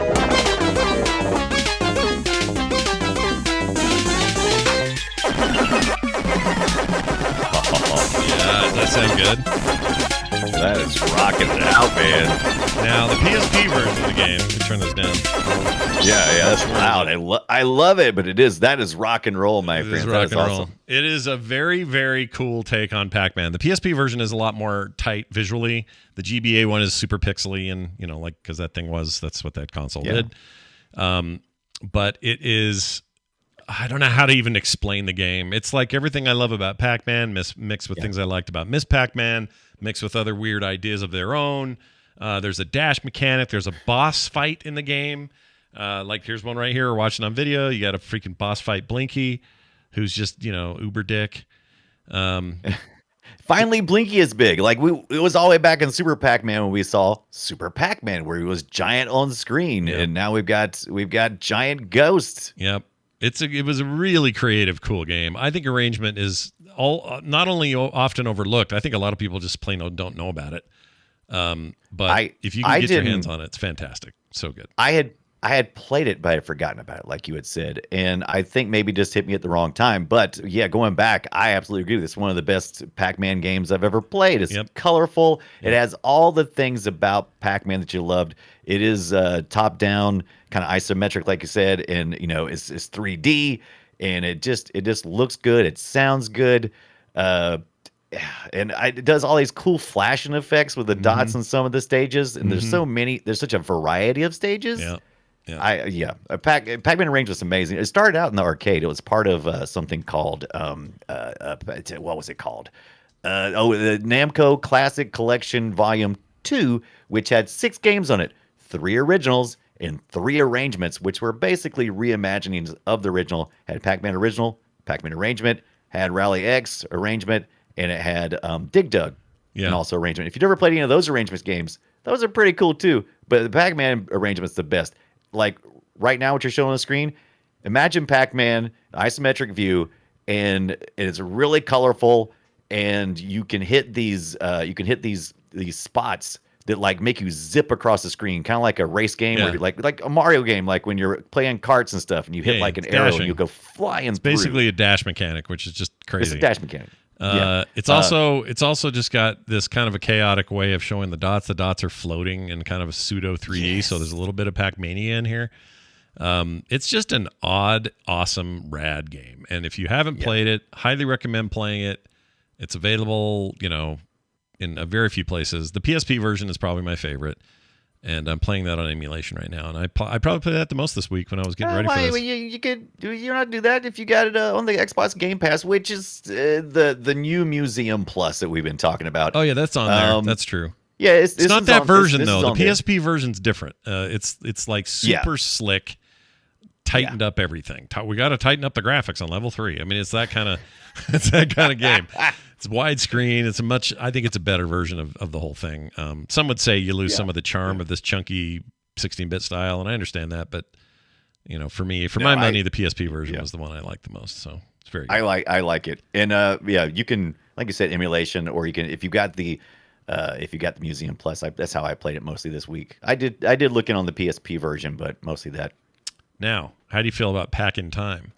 The Callisto Namco combo deal. How do you feel about that game? Yeah, I actually kind of like Pac in Time. I had never seen it before until earlier last year. I just happened. I was doing some ROM testing, and I pulled this up, and I thought, I've never seen this. This is kind of unique, and I've been meaning to go back and play it. It's side-scrolling. It's a full-on platformer. Yeah, it's a SNES platformer. Yeah. I don't think this was on Genesis. I know for sure it was on SNES in Japan. I'm not sure it was even here. The SNES version is it's a reskin of another game. What was the other game? I didn't know that. It was a reskin of another game, but this version, the SNES version, is a total engine rewrite. And it's a lot more colorful, and the SNES version is by far the superior, in my opinion, of any of the Pac in Times. If you're looking for the emulation on that one, you should totally do that. I'm not sure which one they had. I think they had the SNES version on the Museum Plus. I think that's what they had. Yeah, that's the one I played the other day. It's weird. It's a very weird game. I mean, it's a platformer. It's a 2D side-scrolling, 16-bit era platformer, but it's weird. The character design, I actually like it. The character design reminds me very much of Kirby, and but you're not hoovering stuff up, but you have the ability to punch, you have the ability to swim and equip Pac-Man with different abilities, but once again, not Kirby style. You have to find the power ups and stuff. There's a real chaos to it too, and it's partly because they give you this ability to hook or what do you call that? The hook. You're right. That's what he's doing. He's hooking everything. What's the word? It's a different word than that. Hook. Video game. No, it's not hook. Damn it. It's hook. He's hooking things. Sky hook. What is it? Satan Slurpee in chat room nailed it. Is Fury of the Furries is a game that is basically a reskin of, but I almost wouldn't say it's that when you look at the SNES version. Grapple. That's it. Grapple. Grappling hook. That's what I meant. Grapple. Gosh dang it. That was killing me to not know that word. Oh, he was killing you. Yeah, I should have seen you. It was killing you. Right. All right, that game's weird, but here's the one you really want to get weirded out by. How about kind of a point-and-click adventure game? Or I could call it... This is the one that I hate the most. You're not a big fan, eh? I played this a little bit the other day, and you know what? I don't think it's that bad. It's just odd. So it's nothing like normal Pac-Man, and it's a console being forced to be point-and-click, which is weird because you got to use a D-pad to freaking move it around the way you would a mouse or something. But it's a point-and-click adventure game for Pac-Man, and it's fine. It's weird. It's a very it's fine. It's point and click. You got like a slingshot. You encounter. You're basically back in Pac-Land again. By the way, earlier I didn't mention this that I did love about Pac-Land. You didn't use a joystick at the arcade. Now, if you emulate it, you probably are going to use your D-pad. The arcade, you had buttons, and you had a left button and a right button and a jump button, and you could go faster and run faster if you hit the right or left button. And it was really unique that way. But this point and click thing, man, it's weird. You're right. Really it's weird. Like you have a cursor that you have to move around the screen using your controller. Yeah. And by the way, I should mention you're not clicking. You're shooting a slingshot to hit things. Right. So if you want him to go somewhere, you got to like hit the doorknob on the door. Oh, okay, that opened the door, so now Pac-Man can walk through it. You don't actually control him. He has shit all to do with you playing. He's just like. But the animations are kind of hilarious because if you have a series of unfortunate clicks, he will do some pretty hilarious things. Yeah, that is true. It's an interesting game. I didn't get very far, but I got far enough to know that they were trying to do something different, and I guess I appreciated that. I think so. Like, okay, so like if I was to sit down and go, okay, here's 5 point and click games I want to play. Oh, there's a Pac-Man one here. That's cool. But when I've been playing Pac-Man all week in all of its many different forms and flavors, when I got to this one, I was like, oh, this is like the opposite of Pac-Man. Point and click is like, that's nothing like Pac-Man. Well, how do you feel about jittery polygon running back and forth, full 3D PS1 Pac-Man? How's that sound to you? I actually love this. My friend had a PlayStation before I did, and one of the first titles he had was this was this Pac-Man World for the PS1, and it blew my mind, and it was one of the reasons why I got a PlayStation. That's interesting. They had 2 and a 3, but those were not as well as regarded. They liked this first one the best. First one was a little shorter, to its credit, because I guess the other ones were a little overlong. Never played them. I did play this one a bit back in the day. And, they're trying to Mario-fy Pac-Man, give him a 3D world to hang out in and do 3D world shit. And it actually worked pretty good. I think this game deserves a remake. I'm going to put it out there now. This is the one I would play now. If you could make it look better, because this looks like garbage here, but I want to play this on a new. Now there's some more recent 3D Pac-Man stuff. Was the ghostly whatever it is, the Pac-Man and the ghostly thing, the cartoon, and then the game. It's a lot of fun. What the crap is the thing? Anyway, it's outside of our purview of retro gaming. This is not, and I'm with you. Is kind of even hit me even a little more weird because I'm like, oh wow, so Pac-Land kind of inspired, the Mario franchise, and now here we are in full circle, and now Pac-Man is doing basically what N64 Mario kind of did somewhat, but more in a side-scrolly fashion. Yeah, it's a little more side to side than Mario, but it's still, in a lot of ways, I don't know. I'm still kind of impressed that the engine was capable of doing this at all, because that console. Now I'm starting to think that this didn't come out before Mario 64, did it? No. No, this came. It'd be pretty close because the N64 it was almost a year after the PlayStation 1. This was 99, and I got Mario 64 in like 97, I think, or 96, whatever it was. Yeah, I thought this was 90. Yeah, was it 99? Yeah, you're right. It's 99. Yeah, definitely. Definitely 99. This would have been Matrix year. That's the year. That's for some reason I connect the Matrix and this game together, and I don't know why. That's good. It's because it's all happening at the same time, Scott. And we're all about to go PS2 at this stage. Like, this is a late release. Yeah. We're on the edge of PS2. Very much so. All right, final one I want to mention that's in the main line of Pac-Man games within the retro scope, and that would be Miss Pac-Man Maze Madness from 2000. Yes. Brian, what the hell's going on with this? And if they could get her now, why can't they get her then? What's the problem? Get her all the time. If you like Pac-Man World, this isn't that far. I mean, it's more of an isometric Miss Pac-Man. We finally get back to Miss Pac-Man. We get to do a little bit of, it's mostly, like I said, isometric Miss Pac-Man, and I dug it. I thought it was pretty cool. Yeah, I remember it being pretty puzzles. Pretty neat. It reminded me of a little bit of Bomberman for some reason. I think it's just there you go. That's probably a good comparison. Because you're still locked into this view, and it's, I don't know, the way the creatures or the stuff that's coming after you, which are a combination in this case. Like, we're looking at video right now, and there's ghosts, but there's also this centipede looking thing. Yeah. Namco is always loved crossing up the streams with the different franchises and stuff.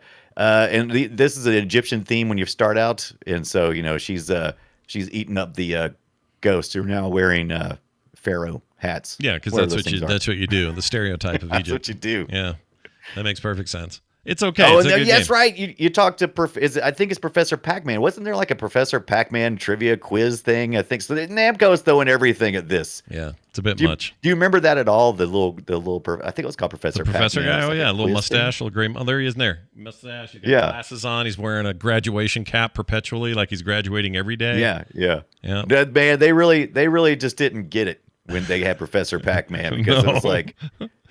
They plopped that at the arcade, and everybody was like, "We don't want to play trivia at the arcade." I mean, maybe at like a barcade where you're drinking, and it's like you look over and maybe play a little bit, but yeah. Yeah, it's not really my thing. Yeah. Sad to say. Whatever. Miss Pac-Man will take you in any form they'll bring you back in, which is rare. We'll take you in rare We form. need Miss Pac-Man World. That's how you reboot this thing. Yeah, do that. Yeah. Then you reboot the world thing. You get a proper Yeah. Miss Pac-Man game. Oh, shit. That's a good idea. I like Sign where me your up. head's at. Hey, do you have... Okay, so just to kind of finish a couple of things up here, do you have a favorite rip-off Pac-Man game? Or game that was ripped off from Pac-Man? Because there are tons of them. We've mentioned a couple on the show. Yeah. There's so many, man. I usually try to avoid them because why do you need to look any further than Pac-Man? Well, that's true. And that's what I would say too. But back then and even today, everybody wants to do a Me Too with everything. It's like, oh wait, you have a popular franchise, we're going to do one too. Now, before you mention this weird ripoff, I wouldn't mind missing. Well, okay, so you're going. That's fine. Tell us about your weird ripoff. Now I'm gonna pop back over to the one that someone sent us that they loved. Okay, fair enough. The one I thought was good, even though I knew it was a ripoff the whole time. Is a game called Thief. Don't be confused with the proper thief games that you know of as stealthing around, shooting guys with arrows. That is not what this is. You're basically a little car, and you're riding around. It looks like you took. Yeah, is this Rally X meets Pac-Man? Kinda. It's basically that. There's power pellets. It's money actually. So you eat these dollar bills, and then eventually you get the big yellow money, or the gold money symbol. And that makes it so you can go eat the other cars. And just like Pac-Man, some of the cars are better and smarter drivers and everything. It's a pretty good one of those. What I liked about it was the voice stuff in it. So check this out here real quick if I can get it going. I see the suspect turning into Delavan Drive. Request backup. 10-4, Car 1. All cars assist Car 1. Code 3. What? Isn't that this weird? Is 1981? Dispatch. Leave it. The thief found and he's trying to run us. Isn't that weird? Isn't that weird? I love it. Yeah, it's pretty weird that even exists. I love this. Yeah. So Thief, 1981. Go check it out. A couple of things I wanted to mention. We played a little bit of Pac-Man Fever there. Weird Al did a version of a Beatles song, the Taxman song, but did it like this. Yeah. 1, 2, 3, 4. 1, 2. It just goes on like that. It starts going, the Pac-Man, this kind of thing. The Pac-Man, Taxman. Yeah, which is pretty good. Yeah. And then there's this. Oh, I already played that. This. Okay, so we got to play this. It's one of my favorite things in the world. This has nothing to do with retro because those two championship games, Championship 1 DX and Championship 2, amazing games. Championship 1 is included in the new museum collection. 2, they did not. I don't know why. They should have. Both amazing games, but they are totally new. Well, in the last 10 years, very new games, not in the retro scope. But this music is so good. This is the menu music for the first one. Listen to this. Oh my gosh, I just want to get up and move.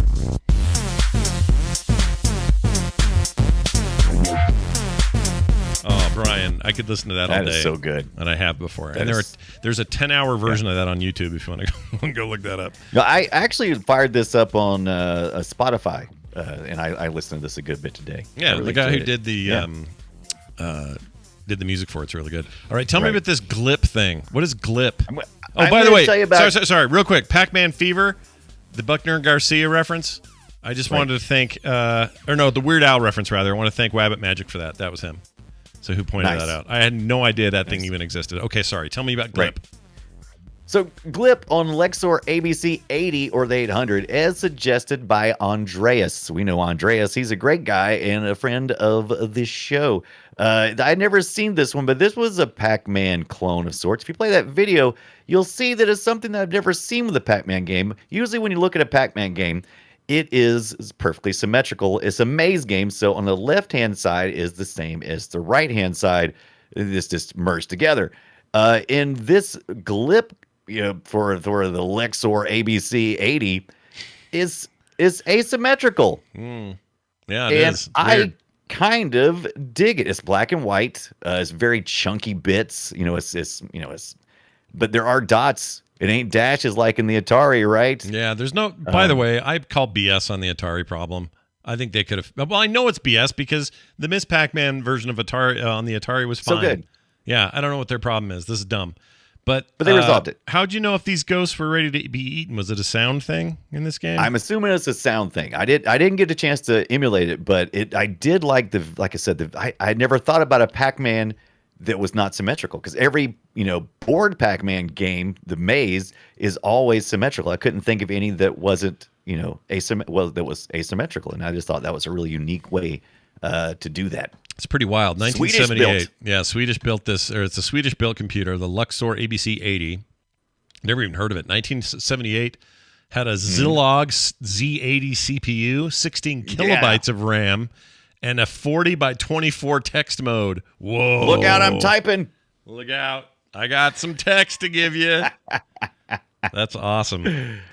All right. But yeah, I enjoyed that. I always send those in. Actually, Andres is a good friend, but he'd contact me on the Discord. But you can always send playretroshow@gmail.com if you have something cool. If you know a topic we're about to discuss and you want to share something pre-show, do it. Yeah. Now, if you want to know where you can play most of these games that we talked about today, not all of them, Miss Pac-Man being one notable one, but all of these games are available now on this brand new Pac-Man Museum Plus. This came out on Game Pass day one.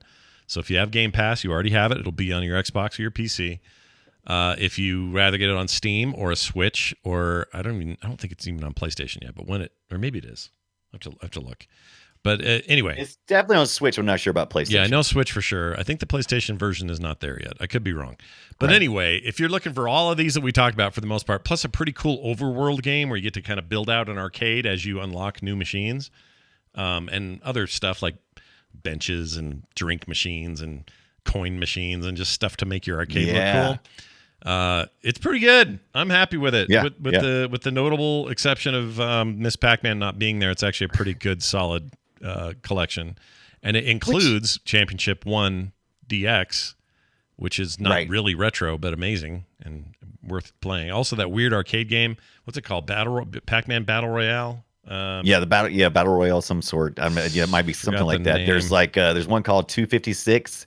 Which is a real modern game. That was pretty cool. Endless Runner. It's made by the people that made Crossy Road, which is really cool because it does so you start out at the bottom and you make your way to the top, but you start your way at the bottom and it starts glitching out like it does when you're in the 256 screen of the original Pac-Man. Yeah, the kill screen. It's like creeping up on you. Yeah, kill screen. It creeps up on you. It's pretty cool. Yeah, it's almost like a what's it like? It's like mechanically I would call it like almost like a battle royale, like Fortnite, where the circles, creeping at you the whole time.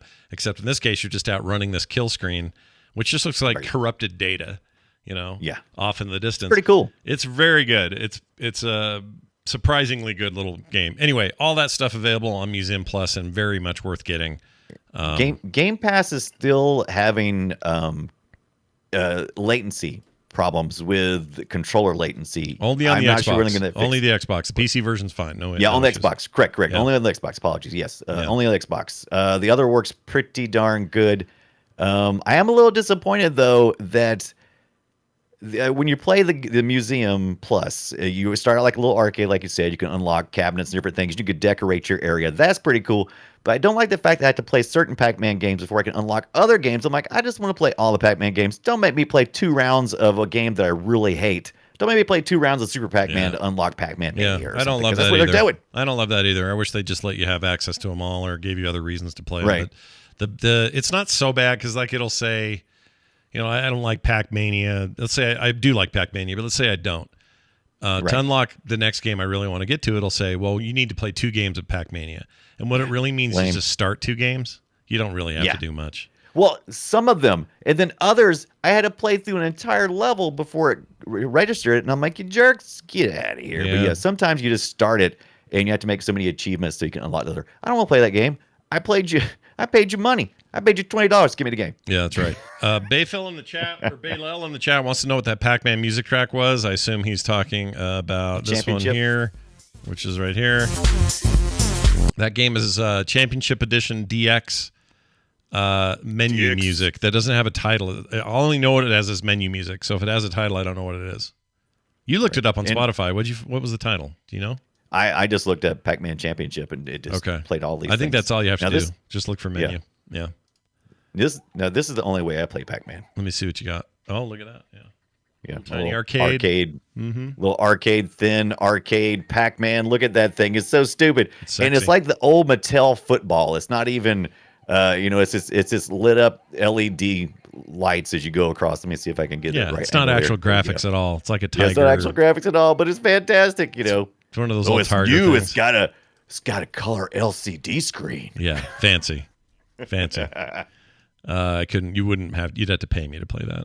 And one last Pac-Man merchandise thing. I've been buying Pac-Man for years, and this is just a few of the things I've gotten in the last couple of years. Yeah. But this action figure that they have is what is this? What's this stuff called? It's called SH Figure Arts or something like that. Anyway, it is a really cool Pac-Man, which you can adjust and you can change his little legs. Oh. And he'll run. Nice. Got a little ghost in there. Yeah. But it's a really attractive. Did a little cherry come with it? Yeah. A little cherry set? A little cherry guy. Yeah. A little cherry guy in That's there. cool. A little cherry. All right, I want one. I want that. I want that more than your freaking Tiger Direct bullcrap game. I'd take that over that. I freaking hate those things. I do too. They're so terrible. All right, well that's your deep dive into all things Pac-Man. Of course, there's tons more. I know there's a bunch of mobile games. We didn't get into any of that stuff. Like there's a long history, and some of it wouldn't count as retro anyway. But Pac-Man's a huge topic. If you've got your own thoughts, feelings, whatever it is about Pac-Man, you loved it as a kid, you hated it, you'd rather die than play Pac-Man, you'd rather do anything, or you'd rather play Pac-Man than anything else, whatever your stance is, send us your email, playretroshow@gmail.com. Okay? We'd love to hear from you. Now this. Destroy it. Time for Brian and I to play Guess Our Game. That's right. We play audio from a game, and we try to guess what each other brought to the table today. Brian, I'm going to start this week with a thing. I will give you 2 hints. Gotta give me 2 hints. The year is 1987. The platform is the Nintendo Entertainment System. And the only other hint I will give you to start with is this is a developer who now is considered massive, but at the time hardly anyone knew about them. The Supermassive Games? Yeah, no, it's not. But here's your clue.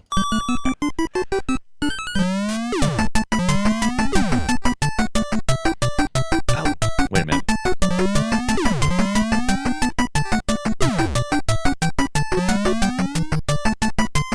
Any guesses yet? Feels like I'm playing with some balloons or something. Nope, no balloons. Oh, there is a balloon later. There is actually a balloon in this game. That's a jump sound, I should tell you. Okay, my next hint is they're trying to 19 what? What year was this again? 19 what? 87. And I'll tell you they're trying to fake 3D here. If that helps. Trying to fake 3D. 1987. The developer was pretty small in 87, but ended up being a really big developer, you say? Yep, huge developer. One of the biggest. I'll say Japanese developer if that helps. And they're huge today. It does not. Does not compute. Does not help. Well, I'll tell you. The game I really don't know. Some of it sounds kind of familiar, so maybe I've heard a sequel of this game or something, but this particular one, I'm having no recall at all of this. Okay, I'll give you one final hint that may give it away, maybe not. There was no sequel made, but it's a lot like a series of games Sega made called, make sure I don't give this away. I think that would give it away. I can't tell you the name. Let's say there's a game Sega made that was popular in arcades and at home where you ran behind a guy while he shot things in front of him and jumped over gaps.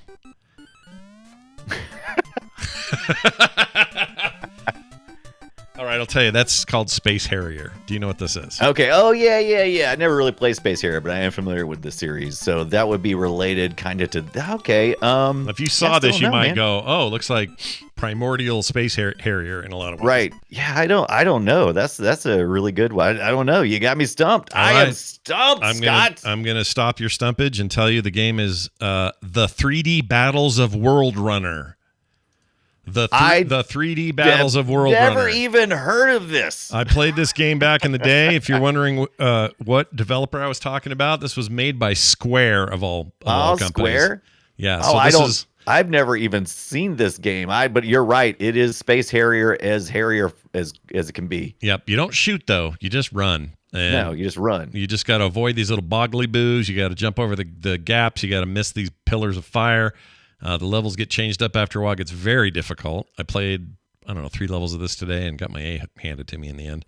Yeah. I played it back then, and I thought it was pretty cool at the time because, again, this is it's faking 3 dimensions in a pretty good way for an NES. Yeah. It's not bad. Yeah.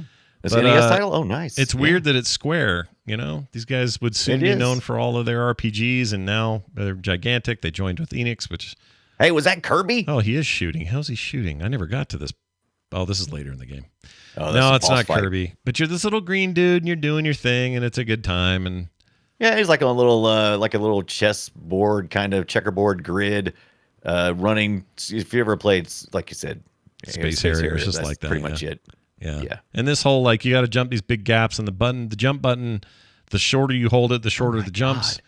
So you have to be like that looks scary. Those I wouldn't even almost I thought it was just gaps in the graphics. I thought it was glitching, but that's actually a hole, huh? Oh yeah, okay. You'll fall down that shit and die. You fall down that shit and die, man. Yeah, I wouldn't recommend it. What is okay? So I see Saturn in the background. I can understand that, and then there's these big poofy pink balls in the air. I don't know what those things are. These turd things up in the sky. I don't know what those are. Yeah. Either. No idea. That's weird. And these weird flower-looking plant. Yeah, what is that? I don't know. It's I feel like the Lorax is about to come out and or something. That's weird. Pretty weird. Anyway, there's that game. Now let's move on to Brian's. Let's see if I can guess his game. It is 1993. Excellent year. Here we go.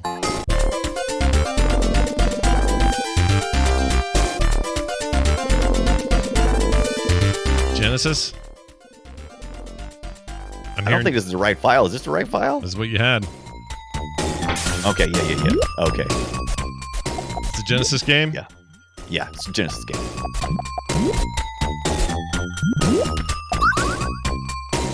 I must have went back to the menu screen before I was recording. I don't know what this is. I'm pretty sure you played this. Is this Toe Jam and Earl? Nope. But I will tell you this. Yeah. It's on the Sega Genesis Mini. Does that mean anything to you? Well, Toe Jam and Earl's on there. Yeah. But that as people it. guess in Comic Zone, that ain't it. You're getting closer with that Sonic Spinball. Who is? I didn't say Sonic Spinball. I know you didn't. Somebody in the chat room did. Oh, someone in the chat did. I'm not looking at chat. So let's see here. Give me another hint. I loved it. I love this music, though. Give me another hint. Sega Genesis. I've given you so many already. What do you want from me, man? That's the same 3. You gave me 3 of the same hints. It's on the Genesis. 1993 Sega Genesis on the Sega Mini. It's the Sonic Spinball's not too far wrong. You're, kind of in the same area. Is it pinball of some kind? No. It's not Sonic Spinball then. It's not Sonic. Or is it Sonic? No. Is Sonic in it? I don't remember. He could have made a cameo later on. Never got that far. I have no idea what this is. Oh, Stop. Wait. Okay, I know what it is. How about it was? I got it. It was ported to the Game Gear in 1993, and weirdly enough, to the Master System in 1994. Why are you making anything for the Master System in 1994? Well, that's a good question, but I think I know what this is. This is Dr. Robotnik's Mean Bean Machine. There you go. Is that it? Tetris-like. Oh, I used to love that game. I played this recently. That's why it was so familiar. Okay. When you said, the second time you said it was Sonic related, but he maybe makes a cameo, that made me go, wait, what? Oh! Wait a minute. Okay, that's it. Well, one of us won this week and one of us didn't. I'll let you at home guess who that was. Okay. Did you at home? Did you win? Yeah, did you win at home? The chat room did get it. No, they people didn't. in the chat room got it. Silver Wolf got it. They're smart. I mean, what are you going to do when you got smart people around? They're super smart. Quick email. playretroshow@gmail.com is this email address that we use all the time. Carl from Idaho wrote in with a story. Carl. Yep. You want to hear what Carl had to say? This is great. Tell me what you got, Carl. What happened? He says, Scott's story about his wait until closing time at a game store to get a replacement for his burned out brand new PlayStation console reminded me of another launch day experience that sticks in my memory. And here's this story. Almost 9 years ago, while visiting family in Albuquerque, New Mexico for Thanksgiving, my children noticed an advertisement for GameStop's Black Friday sale. They called my attention to a deep discount on Game Boy Advance Zelda titles that they were excited to play. So on the day after Thanksgiving, I got up early and stood in line outside a local GameStop. The store manager unlocked the front door for a few minutes early, invited us to come in from the cold, and counted us off. Once I entered the store, I assume he means like head counted him, right? Yeah. Like counting 1, 2, 3. Yeah, not like I'm just counting you people. Yeah, I'm counting you off. When I entered the store, he pointed at me and said, quote, "You're number 4. Behind me was a middle-aged mother and her very anxious preteen son who were assigned number 5. A minute later, he called out to the UPS driver who just arrived behind the store and said, "How many Xbox 360s are in this morning's delivery?" The driver walked in from the back, looking at the delivery manifest, and replied, 4. As soon as I realized the situation and noticed the disappointed faces on the shoppers behind me, I spoke up, No, I'm not here for a 360. I'm here for the Game Boy Advance Zelda cartridge," unquote. Aww. Then everyone in the store observed the look on the faces of the mom and her son as their crestfallen frowns changed to hopeful relief as they realized they would be getting their Christmas gift after all. The lady looked me up and down and whispered, "Thanks." Nice. Carl I love this story. It's an amazing story. That's so nice. He says, "P.S. As it turned out, the advertised Zelda game, not important, but it was for 4 swords in case you were wondering, wasn't available. But after that moment, I didn't really mind." Ah, who says gamers are the problem? Not me.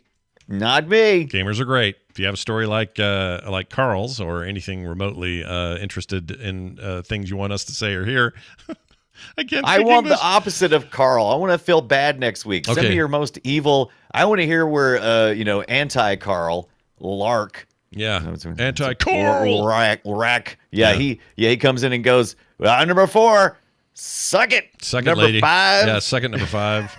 I got my shit. You're screwed." If you have a story like that, send it in. playretroshow@gmail.com. We'd love to hear from you. And soon. All right, our next discussion, Brian, is going to be the Retro Mini episode. Oh, man. Yeah, I put 2 options in there, but you're going to go with the Retro Mini episode. That's fine by me. I love it. Sega just announced their new Mega Drive Mini 2. No word yet when it'll be coming to North America, but hey, I don't mind importing something. I'm buying that in a heartbeat. Yep. I will have that Mega 2. Thing 2, or they'll call it the Genesis 2 or whatever, but it's the newer design of the Genesis, shrunk all down tiny, and it's got some Sega CD games included. Yes. Because why wouldn't you?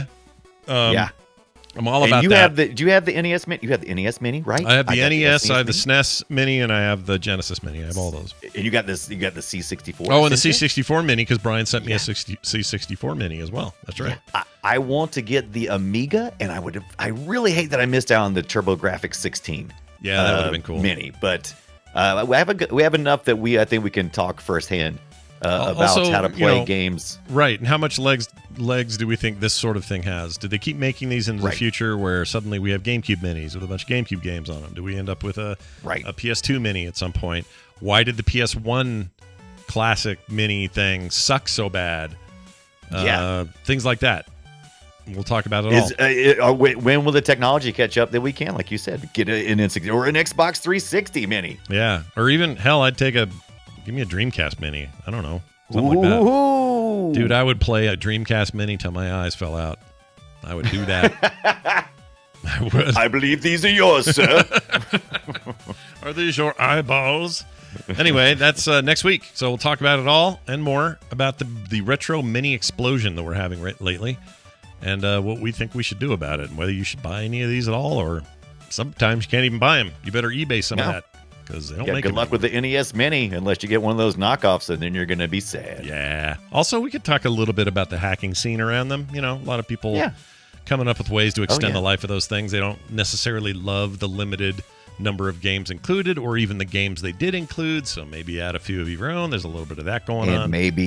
And maybe I've already done that to my Sega Genesis, and maybe I've thought about doing it for the NES Mini, and maybe I'll do that this week on the stream sometime. Maybe. A lot of maybes, but it seems like it's going to happen. So check that out. That's next week right here on Play Retro. The Retro Mini episode coming right at you next Monday, or Tuesday, rather. I guess the show's going to be about minis. It's not going to be mini at length. No. We're not going to talk about any Mini Coopers, though. No cars. No. Not talking about that. That's Film Sack. Yeah, screw that. That is a Film Sack. 2 weeks ago. Go check that out. That is it. In the meantime, I do want to say thank you to all of our patrons. We had a bunch of new ones this month, and we love you all. Patreon.com/playretro is how you can support this show. Even, throw a couple of bucks our way is all we're asking. It's not really that big a deal. And you get this great retro coverage every week, and it helps us, live. We have to live. Get more minis. Yeah, get more minis. PlayRetroShow@gmail.com is that email address. PlayRetroShow on Twitter as well. You can find us frogpants.com/playretro for all the details you may be missing today. Show notes, that kind of stuff. So go check that out. Brian streams all the time. Lots of retro games. Sometimes some of it's just retro work in general over at Brian Dunaway on Twitch. You can find me playing various things, including my current addiction, which is V Rising, over on my Twitch channel, twitch.tv/frogpants. I think that'll do it. Brian, do you have anything super cool to say before we go? I got a pocket full of quarters, and I'm headed to the arcade. Sweet. I'm all packed for the man. I'm packed for the man.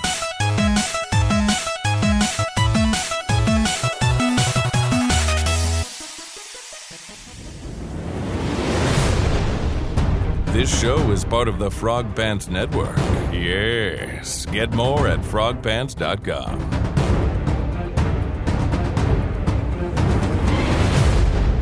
Oh, what fun it is to jump on Pac-Man every day. Hey, there's Clyde at the end. It was Clyde.